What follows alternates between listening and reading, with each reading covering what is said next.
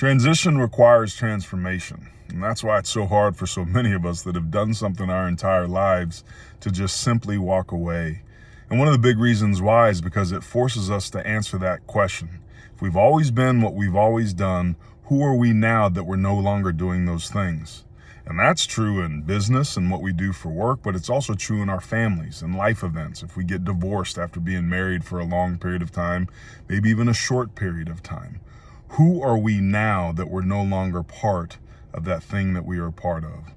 For professional athletes, one of the things we miss is that elusive sweet spot. And that's the intersection between stuff we're good at, stuff we like to do, and stuff we get paid really, really well for. So many of us make the mistake of losing that one thing and trying to replace it with a new one thing, greatly underestimating just how hard and special that first thing, football, was for us. So it took me almost a decade to uncover what I call the 5 pillars of fulfillment. Now, these are the things, the basic fundamentals that I missed when I was playing football.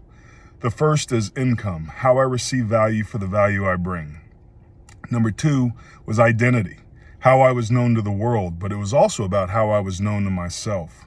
Number 3 was purpose, why I was put on this planet and what I was meant to do. 4 is significance, how I know I matter and make a difference. And 5 is community, being part of something greater than myself. It took me a long time to figure those out. And what I realized is I had to Frankenstein my own. Income and identity is what I get as a college football analyst for CBS Sports. But my purpose, significance, and community box, I check those in the off season with stuff like I'm doing here now.